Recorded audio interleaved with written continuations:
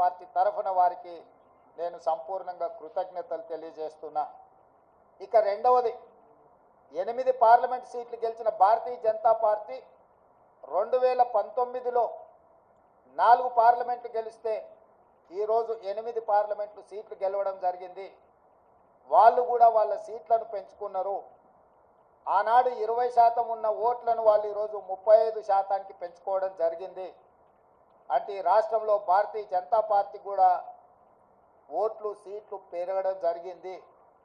అయితే ఇందులో వాళ్ళ ఓట్లు సీట్లు పెరగడానికి వాళ్ళ నాయకత్వాన్ని సమర్థించేదానికంటే బీజేపీని గెలిపించడానికి బీఆర్ఎస్ నాయకులు ఆత్మ బలిదానం చేసుకొని అవయవాలను త్యాగం చేసి అవయవ దానం చేసి ఈరోజు బీజేపీని గెలిపించడం జరిగింది. బీజేపీ గెలిచిన 8 పార్లమెంటు నియోజకవర్గాలలో బీఆర్ఎస్ 7 సీట్లల్లో డిపాజిట్లు కోల్పోయింది. ఆదిలాబాద్ కావచ్చు, నిజామాబాద్ కావచ్చు, కరీంనగర్ కావచ్చు, మల్కాజ్గిరి కావచ్చు, సికింద్రాబాద్ కావచ్చు, చేవెళ్ళ కావచ్చు, మహబూబ్ నగర్ కావచ్చు, ఈ 7 పార్లమెంటు నియోజకవర్గాలలో బీఆర్ఎస్ డిపాజిట్లు కోల్పోయి బీజేపీని గెలిపించడం ద్వారా బీఆర్ఎస్ నాయకులు ఆత్మ బలిదానం చేసుకొని అవయవ దానం చేసిండ్రు బీజేపీకి. ఈ విషయం నేను ఈరోజు చెప్పడం లేదు. ఎన్నికల ప్రక్రియ మొదలైనప్పుడే స్పష్టంగా పార్లమెంటు నియోజకవర్గాల వారీగా బలహీనమైన అభ్యర్థులను పెట్టి బీఆర్ఎస్ శ్రేణులను బీజేపీకి పనిచేపిస్తున్నాడు చంద్రశేఖరరావు అని చెప్పి నేను స్పష్టంగా నిర్దిష్టమైన ఆరోపణ చేసిన. నేను నిర్దిష్టమైన అంశాలను ప్రస్తావించినప్పుడు బీఆర్ఎస్ నాయకులు వితండవాదం చేసిండ్రు, నా మీద వాళ్ళు మాటల దాడి చేసిండ్రు. ఇవాళ ఇంకొక విషయం, అత్యంత కీలకమైన అంశం నేను ఇప్పుడు ప్రస్తావించదలుచుకున్నా.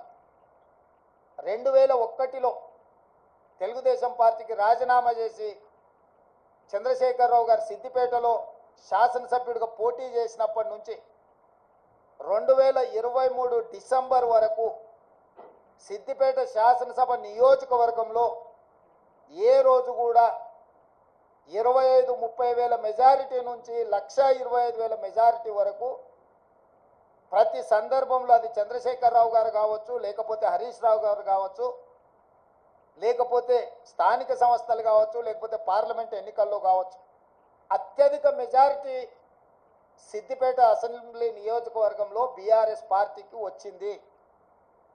కానీ ఈ పార్లమెంట్ ఎన్నికల్లో హరీష్ రావు గారు సిద్దిపేటలో పూర్తి తన ఓట్లను బీజేపీకి బదిలీ చేసిండు. ఇవాళ బీజేపీ రఘునందన్ రావు గారికి 63,000 పైచిలకు ఓట్లు వస్తే బీఆర్ఎస్కు 65,000 ఓట్లు మాత్రమే వచ్చినాయి. ఈరోజు బీఆర్ఎస్ మెజారిటీ సిద్దిపేటలో 2,500 ఓట్లు మాత్రమే.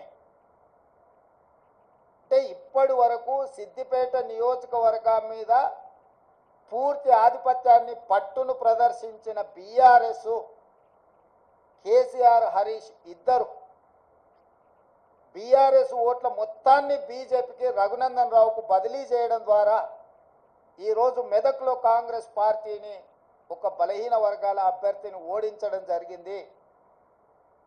మాకు కేవలం సిద్దిపేటలో వచ్చిన మైనస్ వల్లనే ఈరోజు దాదాపుగా మేము మెదక్ పార్లమెంట్ సీటును ఓడిపోవడం జరిగింది.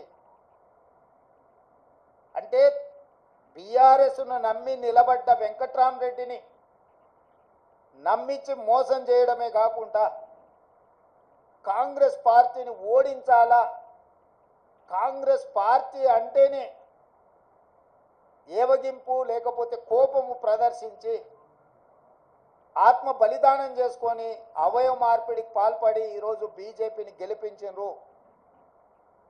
7 పార్లమెంట్లలో ఆనాడు 37.5%